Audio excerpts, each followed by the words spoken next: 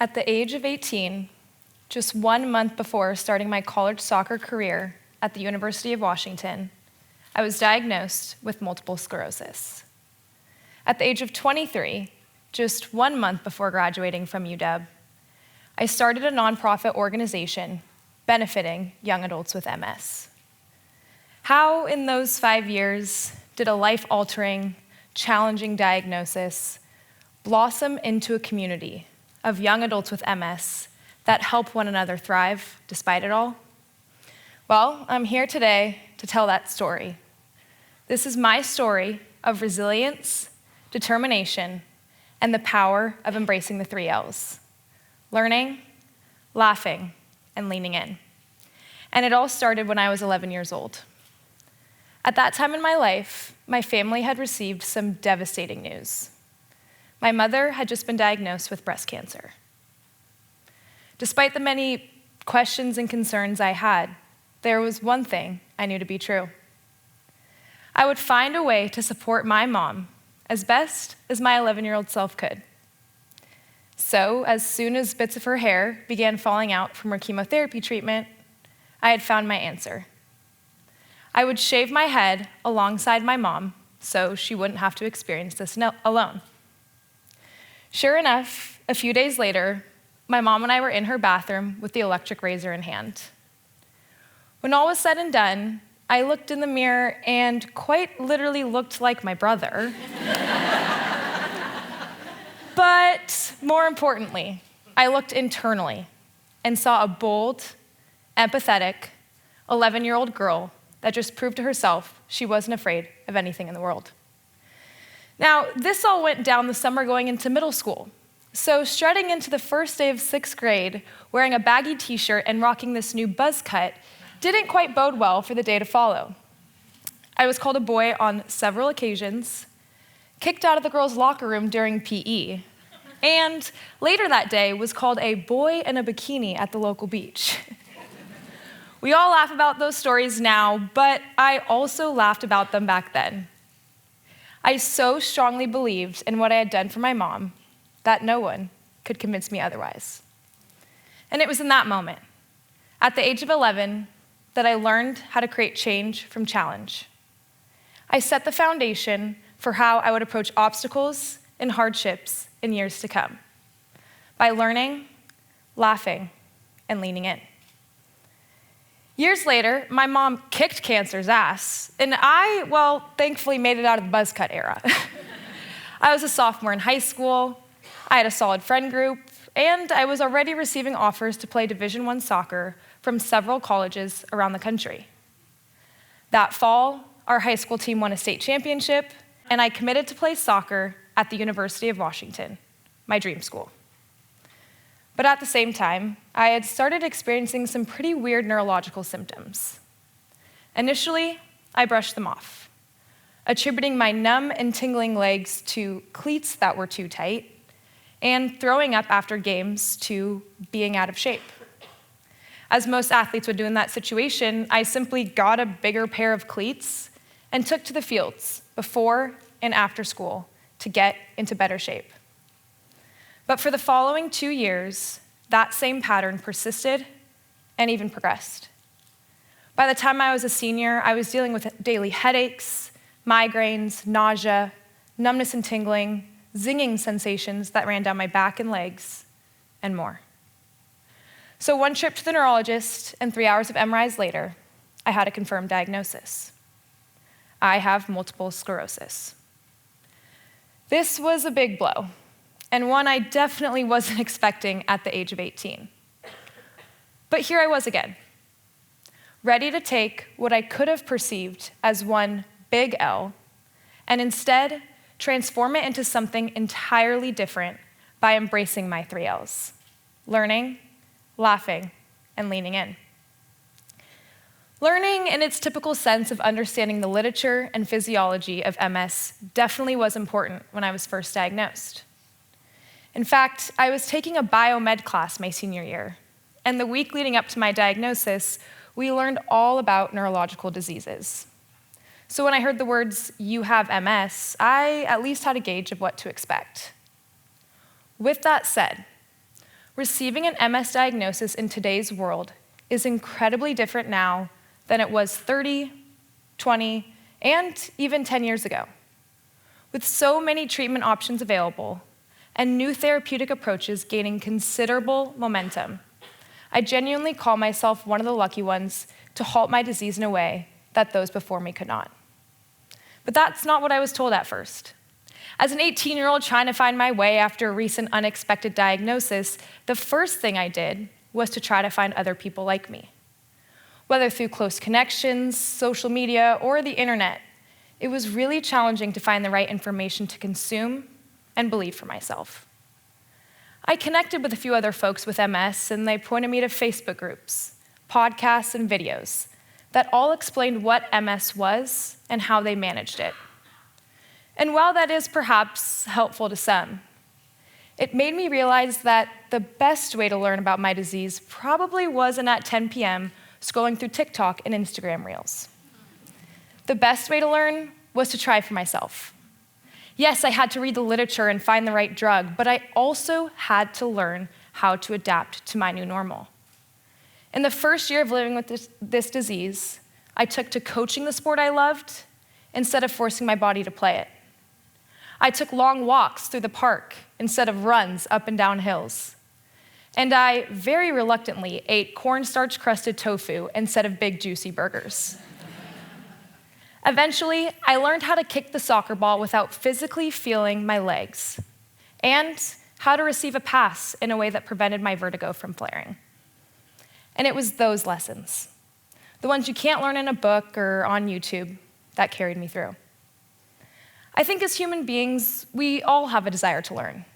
It's what drives innovation, change, and success in this rapidly evolving world. Yet, you can read all the books on how to mend a broken marriage, watch all the videos on how to change a flat tire, or listen to all the podcasts on the latest in AI. But all of that means nothing if you don't also learn these things by living them out for yourself. Creating change from challenge requires you to learn by doing, not just by knowing. Now, as our friend Bill Nye once said, the more you find out about the world, the more opportunities there are to laugh at it. And that could not have resonated with me more in the first few years of living with MS. None of what I was experiencing made sense. I was an 18-year-old supposed to be going to the senior prom and starting my freshman year of college, but instead, I was cooped up at my parents' house. Lucky me. Well, I was in fact lucky, because my time spent at home as I navigated my new normal taught me all about the second L I'd like to address today: laughter. I know it probably sounds crazy. Who gets diagnosed with MS and thinks to incorporate humor in their life? But that's exactly what we did. When my Chipotle dinner couldn't quite stay down after a long infusion day, I turned to my best friend and told her, well, that wasn't meant to bean. When I started growing facial hair as a side effect from one of my medications, I found comfort in the lyrics of my favorite Shania Twain song, in which she talks about growing a beard. And it was those little moments of laughter, of realizing the disheartening, difficult circumstances were in fact only temporary, and perhaps a little bit of self-made happiness would get me through. And it sure did. I believe that's what laughter can do in these situations. Don't get me wrong, I'm not up here today saying that when something bad happens in your life, you point your finger at it and you start laughing. But I am saying it's possible to find the joy in every situation. And oftentimes, you have to start by manufacturing it yourself. Creating change from challenge is about finding humor in hardship and strength in smiles. Years later, I eventually returned to the University of Washington and took to the field with the Huskies. All the learning and laughing had paid off, and now it was time for me to enjoy the ride. All I had to do was lean in. I thoroughly enjoyed my time alongside my teammates, but as it turned out, the whole process wasn't really about scoring goals, playing 90 minutes, or starting games. I had started connecting with other young adults with MS from around the country who were also young, also active, and also not willing to let MS hold them back from doing what they loved. It began as simple exchanges through Instagram DMs until one day, one girl who had recently been diagnosed came out to watch me play. While I definitely remember that game on the field, since we beat our rivals, the Washington State Cougars, on their home turf, what I remember most about that game was connecting with Lexi afterwards. Lexi was a 16-year-old soccer player who had recently been diagnosed, and upon her diagnosis was told that she would no longer be able to play soccer. But that all changed that day. The following week, Lexi put her cleats back on and started training with her club soccer team again, realizing that her dreams of playing soccer were also possible.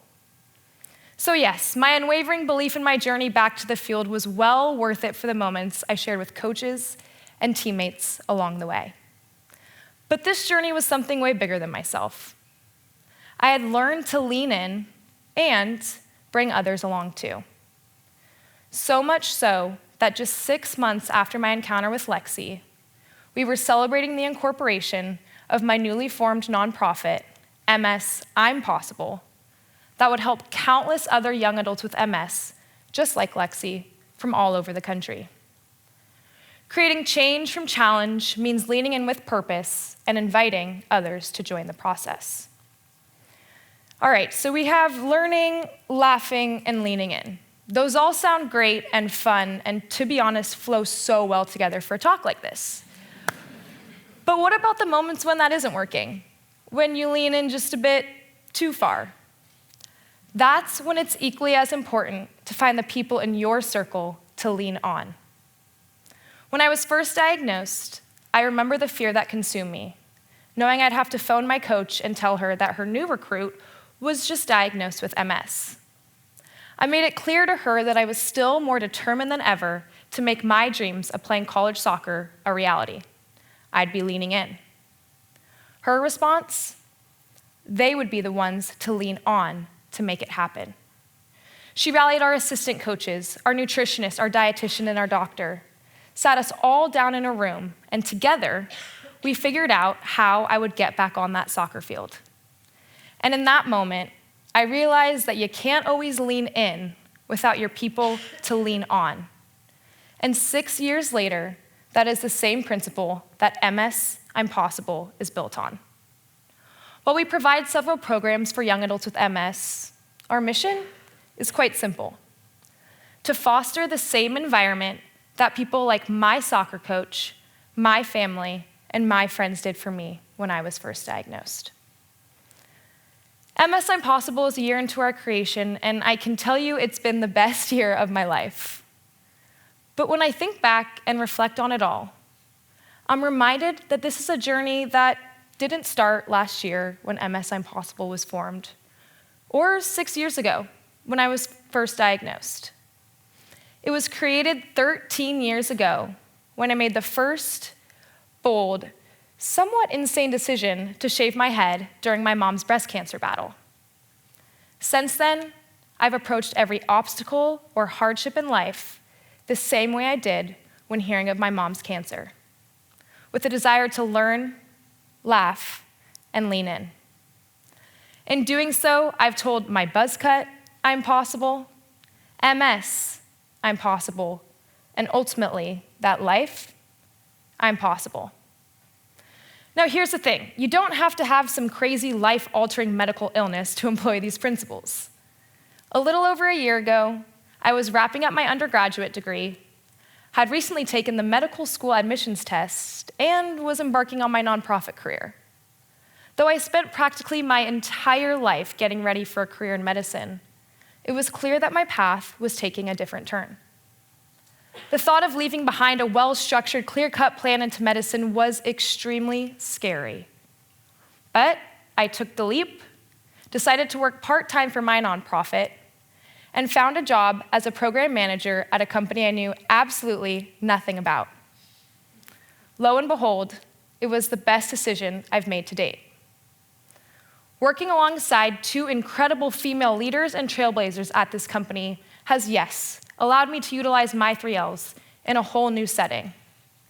But more importantly, It's shown me the value of finding the people in your life that also embrace their 3 Ls, just like those 2 women do. Yes, you can buzz your hair, start a nonprofit, or strive to create your own change, but all of that means nothing if you do it by yourself. Meaningful, lasting change from challenge happens when you believe in your 3 Ls and cling to those who believe in theirs too. So today, I encourage you to think about something in your life that perhaps you never felt was possible. Whether it's chasing after a milestone in your fitness journey, wanting to take the next steps in your career, or similar to me, it's facing a series of life events that at some points felt impossible to get through. I'm here today to tell you that's all within reach. With a little bit of learning, laughing, and leaning in, creating change from challenge in your life is possible. So trust in your 3 Ls and surround yourself with people who not only believe them, but live by theirs too. Together, we can achieve something far greater than what any one person can do alone. Thank you.